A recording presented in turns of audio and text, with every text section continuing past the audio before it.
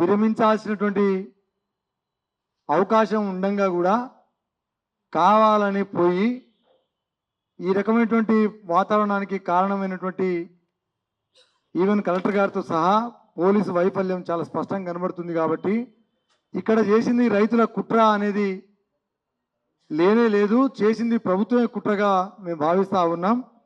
Number 2, రైతులకు సంబంధించి తెలంగాణ తెచ్చుకున్న తర్వాత, కొట్లాడి తెచ్చిన తెలంగాణ తెచ్చుకున్న తర్వాత మా జాతులకు గొప్పగా ఉంటుందని భావించినాం.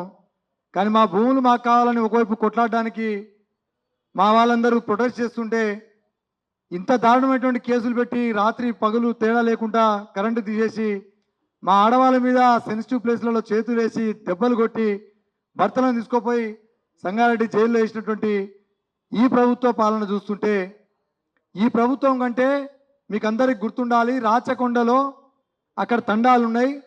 నల్గొండ జిల్లాకు సంబంధించిన రాచకొండలో ఫీల్డ్ ఫైరింగ్ స్టేషను ఏర్పాటు చేస్తానికి ప్రభుత్వము అధికారులు ఇదే మాదిరిగా ప్రజాభిప్రాయ సేకరణకు పోతే అక్కడ చూసిన సంఘటన మన కళ్ళ ముందు కనబడుతున్నది.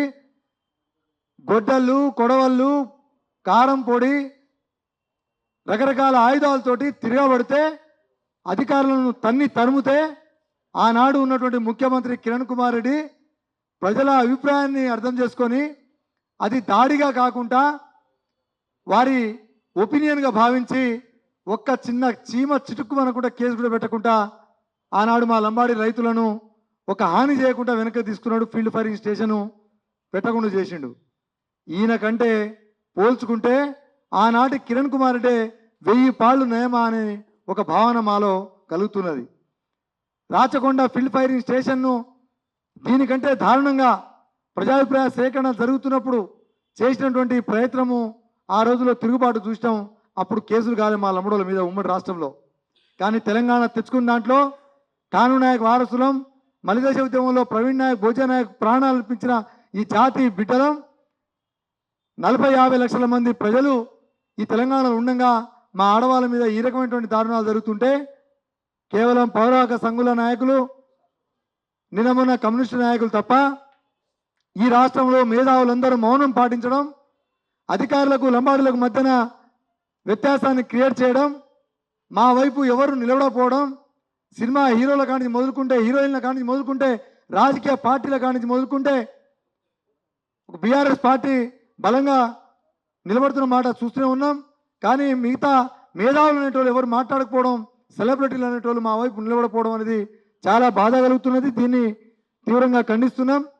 అక్కడి లంబాడి ప్రజలు ఒంటరి కాదు, యావత్ తెలంగాణలో ఉండబడిన 50 లక్షల లంబాడీలు వారికి తోడుగా ఉంటామని ఈ సందర్భంగా ఈ సమావేశం ద్వారా మేము తెలియజేయదలుచుకున్నాం.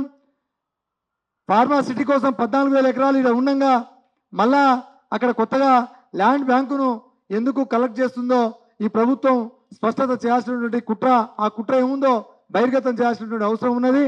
దీంట్లో పాత్రుడు సూత్రధారుడైన తిరుపతి రెడ్డి మీద ఖచ్చితంగా కేసు పెట్టాలని మా సమావేశం తీర్మానం చేస్తున్నది.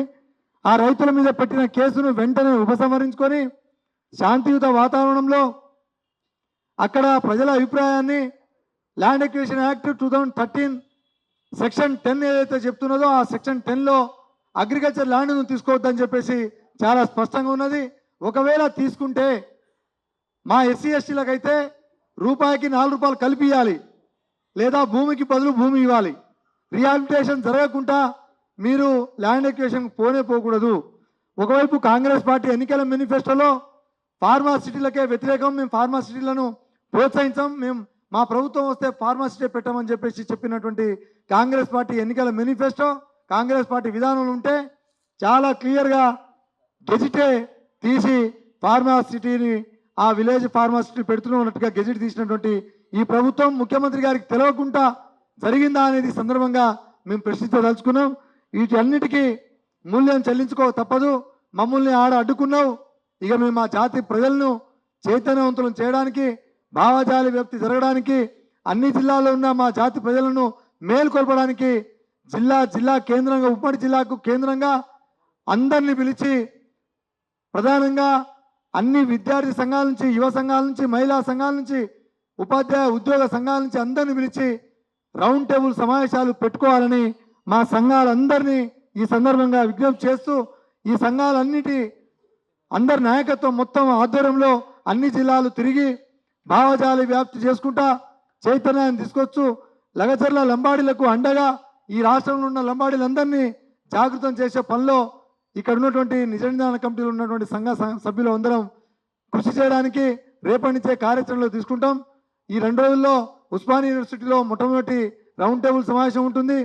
తర్వాత 3 రోజులకు 3 జిల్లాలు, 3 రోజులకు 3 జిల్లాలు, 3 రోజులకు 3 జిల్లాలు, 9 జిల్లాల్లో రౌండ్ టేబుల్ సమావేశాలు పెట్టుకొని చలో హైదరాబాద్ కార్యక్రమాన్ని, నిరసన కార్యక్రమాన్ని పెద్ద ఎత్తున పెట్టుకోవడానికి కార్యాచరణను కూడా తీసుకొని మీ ముందుకు భవిష్యత్తులో పెడతామని చెప్పి సందర్భంగా తెలియజేసుకుంటూ